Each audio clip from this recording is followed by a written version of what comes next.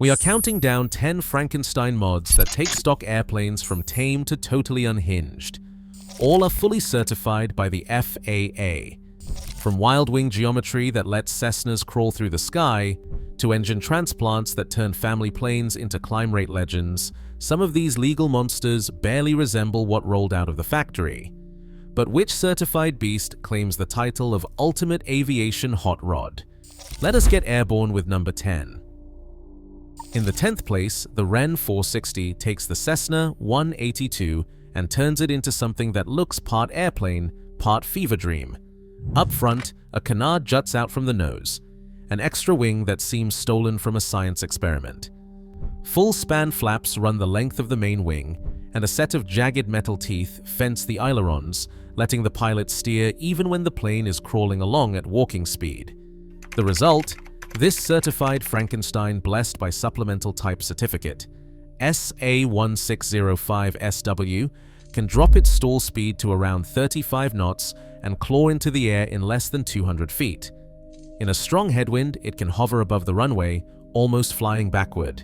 But all that geometry comes at a price. The canard and reinforcements pile on an extra 150 pounds, shifting the balance and making the handling feel heavy at times. The Wren 460 is pure audacity, approved by the FAA, a legal dare to the laws of physics. It sets the stage for even slower, wilder machines to come. Number 9. The Peterson Catmai takes the Cessna 182 and transforms it into a low-speed magician.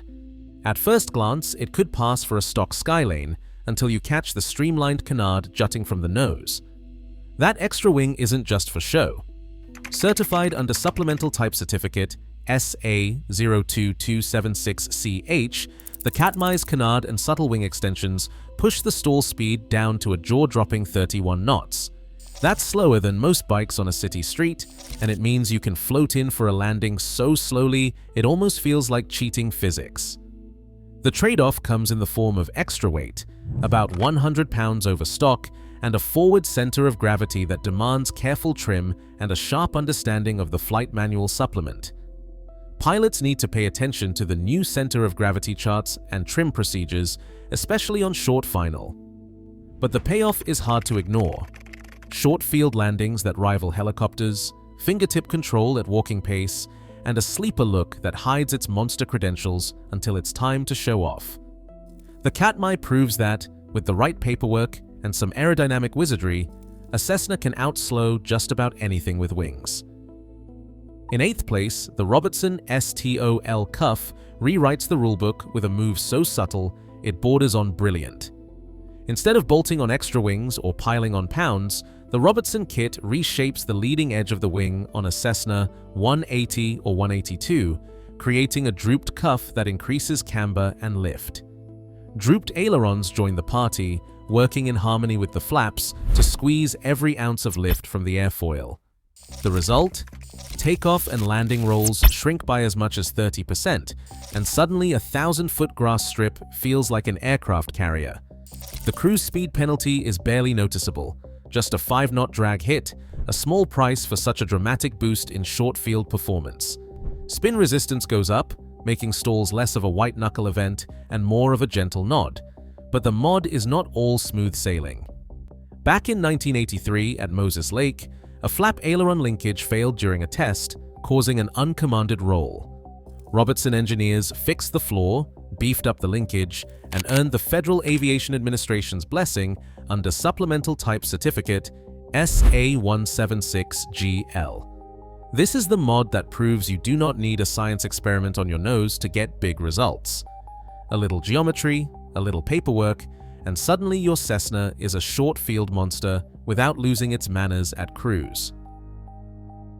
Number 7. The Soloy Turbine Cessna 206 is what happens when you rip the heart out of a stock Stationair and bolt in a Rolls-Royce 250 Turbine. On the ramp, it looks like any other 206 until you light the wick. Then it howls like a jet, spooling up with a banshee scream that tells everyone this is no family hauler. The numbers are pure madness. More than 2,000 feet per minute on the climb. Skydiving teams hauled to altitude in half the time. A payload boost of 170 pounds thanks to the lighter turbine. This is the ultimate sleeper, stock lines and a hot rod sole. But that performance comes at a price. The turbine gulps fuel at up to 70 gallons per hour, especially if you keep the throttle firewalled below 10,000 feet. Insurance companies see the turbine and start salivating. Premiums shoot up, and maintenance is not for the faint of wallet. Early on, the Federal Aviation Administration flagged heat issues at the firewall, but Soloy's heat shield fix earned the all clear, locking in Supplemental Type Certificate SA680SW. The install alone runs over $400,000, not counting the fuel you will burn showing off. The Soloy Turbine 206 is a legal rocket ship, a certified monster that turns every takeoff into a vertical event, but you pay for every second of that climb with your wallet and your fuel card. The Super Cub, also known as the Carbon Cub Titan 340, takes the Piper Cub's backcountry DNA and injects it with pure hot rod adrenaline. Cub Crafters throws out the old steel fuselage and replaces it with featherweight carbon fiber, shaving off nearly 200 pounds from an already light airframe. Then comes the real insanity, a Titan 340 stroker engine pumping out 180 horsepower into a plane that weighs less than most compact cars. The result is a thrust-to-weight ratio that would make a fighter pilot jealous.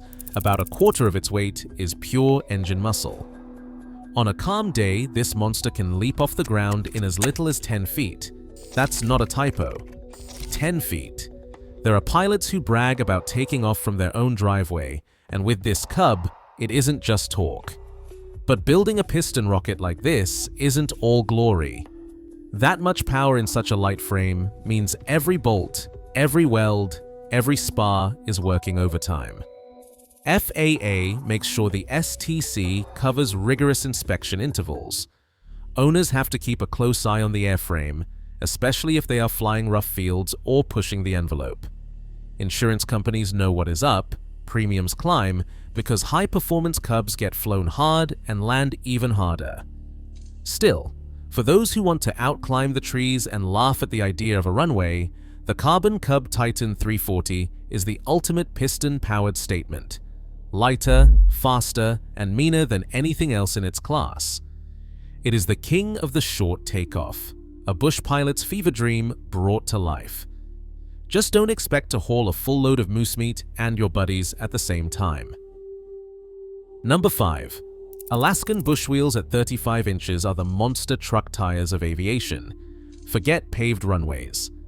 These low-pressure giants let a Super Cub or a Cessna 180 drop onto riverbanks, glacier moraine, or even a sandbar littered with rocks the size of bowling balls.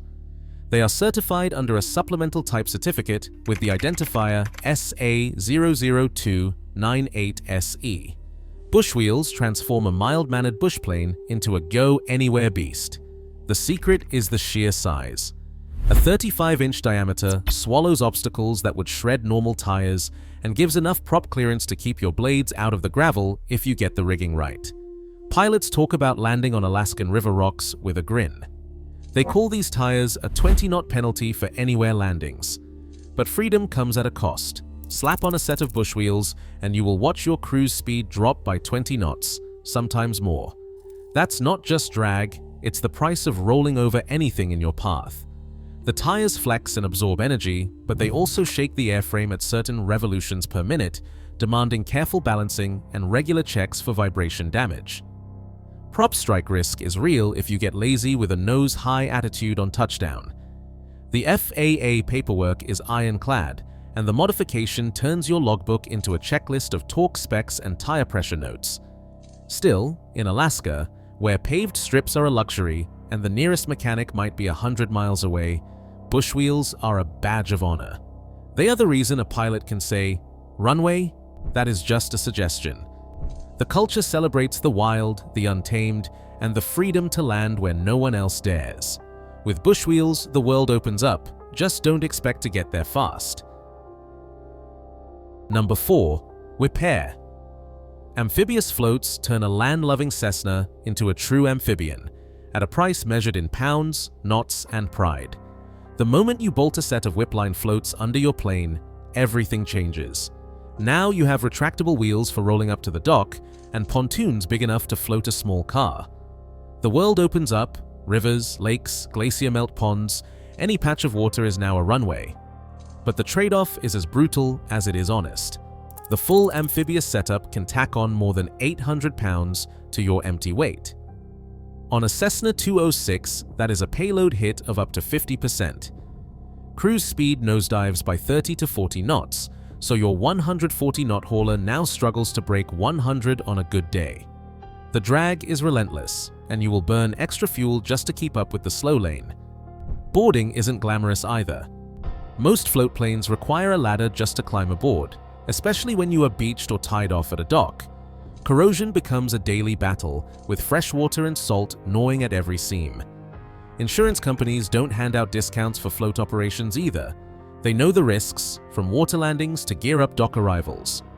Yet in spite of all the penalties, the freedom is intoxicating.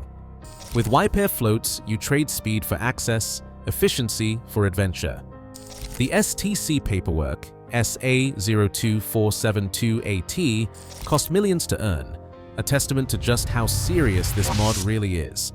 In the floatplane world, it is not about going fast, it is about going anywhere. And for pilots who want to land where the road ends and the water begins, that is a trade worth making. Coming to the top 3, the Riley Rocket Cessna 310 is what happens when you take a mild-mannered twin and send it to the gym with a stack of nitro. Under the cowls, a pair of turbocharged Lycoming TIO540 engines churn out 350 horsepower each, force-fed by intercoolers and breathing through smoothed, drag-cutting fairings.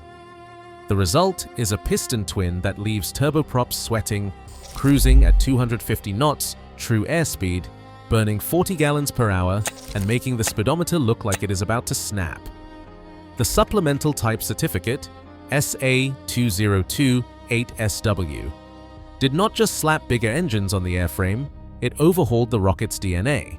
Tip tanks got aerodynamic smoothing, cowls were reshaped, and the cowl flaps were reworked to keep those monsters cool at full chat. Owners report the rocket will outpace King Airs on the step, all while running on avgas and keeping maintenance in the realm of mortals. But every hot rod has its price. At 40 gallons per hour, the rocket's fuel bill climbs as fast as its airspeed, and insurance companies know this is not a Sunday driver. Inspections get serious. Twin turbos mean double the heat, double the plumbing, and a logbook that reads like a novel. Still, for those who crave piston power without the turbine sticker shock, the Riley rocket delivers pure, unapologetic speed.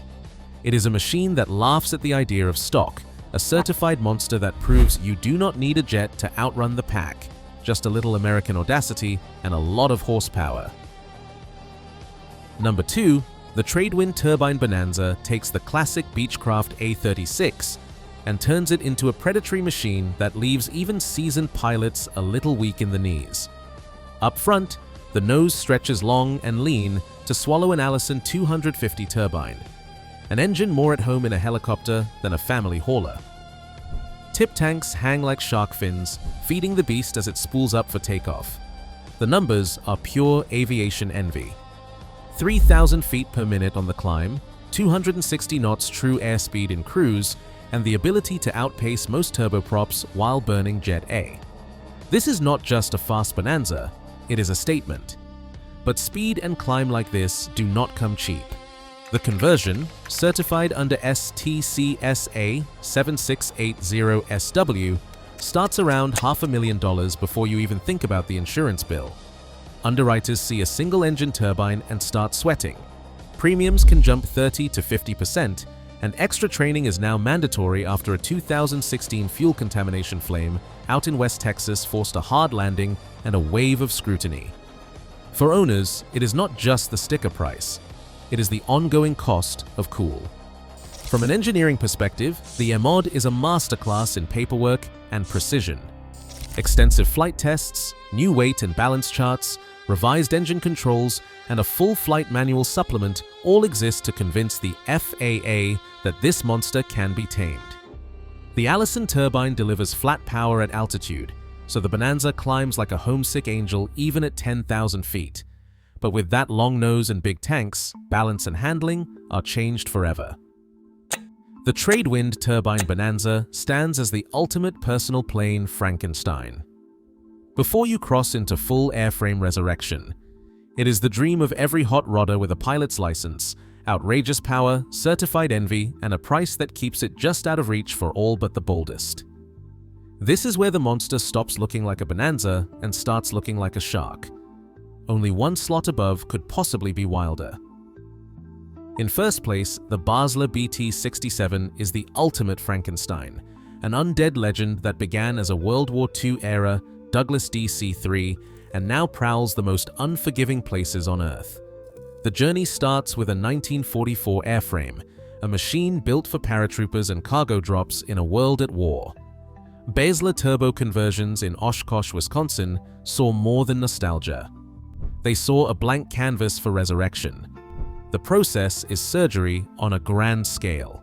The fuselage is stretched by over 4 feet, new wingtips and winglets are grafted on, and every inch of the airframe is reinforced to handle the muscle that is about to arrive.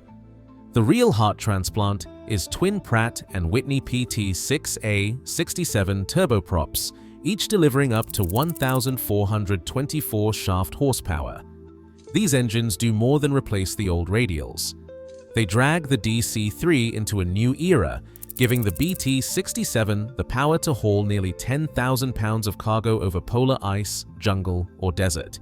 The cockpit is rebuilt with glass avionics, systems are modernized, and the flight manual is rewritten to match the monster's new DNA. FAA Supplemental Type Certificate, SA3865NM, is the legal stamp, millions of dollars, and years of flight testing to prove this is no hack job, but a certified, airworthy beast. Performance is staggering for a plane with its roots in the 1940s. The BT-67 can take off in under 2,000 feet, cruise at 210 knots, and land on gravel, ice, or snow. In Antarctica, operators like Ken Borak Air trust the BT-67 to supply research stations where jet transports cannot even dream of landing. Basler's structural reinforcements and corrosion proofing add another 30 years to the airframe, making it a true zombie, dead in theory and unstoppable in practice. The price tag is $2 to $3 million per conversion, and every penny buys a plane that can survive the South Pole. The Basler BT-67 is the final word in certified madness. It is not just a mod, it is a resurrection, a defiance of time, and the most ambitious supplemental type certificate ever flown. Where others tweak, Basler transforms. Where others retire, Basler reanimates. In the world of Frankenstein mods, the BT-67 is the king of monsters, undead, unkillable, and still making history. Across all 10 of these monstrous mods, one pattern stands out. Certified creativity always finds a loophole in the laws of physics and in regulation. The STC, the Supplemental Type Certificate, isn't just paperwork. It is a passport for American ingenuity to break the mold, one wild experiment at a time. In aviation, legends aren't born, they are built. Which Frankenstein build would you fly? Tell us your dream mod in the comments.